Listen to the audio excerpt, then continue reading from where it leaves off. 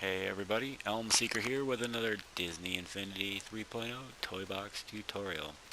This one is by request from one of the stream viewers, and they wanted to know how to limit what characters people can use. And the way you do that is with the Toybox Game Maker. So, we're going to dive right into the properties here because there are a lot of them to cover. Anything that says off means that a player in the toy box cannot use them. So they cannot use editor mode, they can't use their wand. All of these default to off. They won't be able to edit your logic connections or customize toys or move toys or delete anything. They won't be able to cancel out of cameras if you have a cut scene. They won't be able to use hexagonal power discs, so they can't put little items down so that they can start flying if you don't want flyers around. And if they can't use filters in the editor if you have this one turned on. You can override their combat setting if you want, so that you can make them fight on extreme, or you can just let them use their own setting. And you can either set it to easy, medium, hard, extreme, or player setting, and that way whatever they have it set to is how they will fight.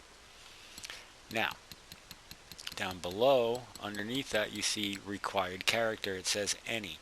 Now, it's important to note that you cannot use a required character and disable these at the same time. As you see here, I'll do this, a required character, I'll do flight. So now you have to use a flying character, and you see all those other options have disappeared now. Only a flying character would be able to be here. But we'll do any for now, and I will go through the list of them that you can do. Basically any trait that a character can have: flight, web slinging, super jumping, wall crawling, strength, super strength, maximum strength, text, marksman, lightsabers. You can set it so that characters have to be able to use the force. They have to be a villain, they have to be a Star Wars character, a Marvel character, a Disney and Pixar character, and then you can have them so that they have to be from one of the play sets here, any of the play sets that have ever been out. And then you can select so that they have to use, below there, that they have to use a specific character. So let me see, right now I am going to see. So you could set it so that if you're setting up a Toy Story box, you could say, hey, you have to be Woody to play this toy box. And you can set it to any of the characters that are actually out. So that's it's a pretty neat little feature. And then all of the ones that were at the top of the list with the force and super strength and wall crawling and flight and all that, those can individually be turned off. So you can say, oh, well, you know what, I don't want people flying in my toy box. And you just turn that off. And now when people come into the toy box, if they have a flyer on there, it'll say, sorry, you have to put another character on the base because you can't have a flyer in here. And you can turn them off for any of these things that you see on this list: the lightsaber wielders, force users, villains, and you can turn those all on and off. Now, there are two ways to do this. The first is to save your toy box, and when you save it, you see here it says new save, but you don't want to do that yet, because up at the top you see Toy Box and Toy Box Games. You hit R1 and save it as a Toy Box game, and now it will not be able to be, now when the game starts, it will actually automatically start this, but there's no way to turn it off. And people have had lots of issues doing it that way, so what I like to do instead is put in a level starter and a trigger area. Let's go find a trigger area.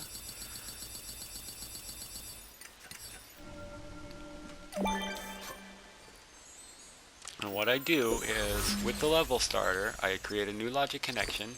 When it's catalyzed, it will start test mode, which does exactly what it sounds like. It tests. It basically activates this Toybox Game Maker.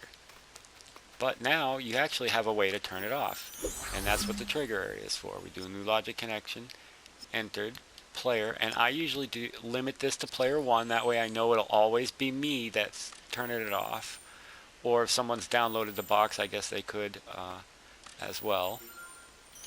And we're going to connect it to the Toybox Game Maker and say end test mode. And I usually take this and I will make it very small.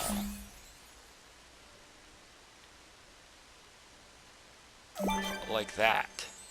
So it's only one block wide, one character wide, basically. And I'll put it off somewhere where, you know, like some way out of the way place in my box, so that way other people aren't going to just like run into it in the course of their gameplay. And that way if I ever need to edit my box, I can just run through there and re-enable my wand and everything. But to show you how this works, actually let's say, let's go to the properties here. And for characters, we are going to say require a force user. Okay. And as you can see, nothing has changed. I still have my wand. I can put my wand away and bring it out all I want. So what we're going to do for now is we're going to plop down a button. And with this button, we're going to say when you're pressed, activate this level starter. And so I will do that now. I will go activate the level starter. And it's going to tell me that Olaf's not able to be in this box because he doesn't have the force. So it's asking me to place a new character on the base with the force ability. And I will do that. And I know you guys can't see me hitting my buttons or anything, but I am hitting buttons. I cannot bring up my ribbon. I cannot bring up the magic wand. And I don't know where the thing is. Uh-oh. Okay, there it was. So see, I walked through there, and once I did, see, I should have planned that out a little better. But once I did, now I can bring out the wand. I can put a non-force using character back on the base. I can open my ribbon again. What a happy day! And that's all there is to it. So be careful. As you just saw, I forgot where this, where exactly this trigger area was. So be careful when you do this, because you need to remember where you put that trigger area, so that you can turn it off again when you need to, if you need to make edits to your toy box or whatever. And I usually don't hook this stuff up until, you know, the end, when I'm ready to save it and submit it. But then you just save it as a normal toy box, and you don't have to worry about the issues that people have had in the past with saving toy box games. And I think that's about all there is to cover on that. But if you have any questions, feel free to ask. And hope you enjoyed this, and I will see you soon.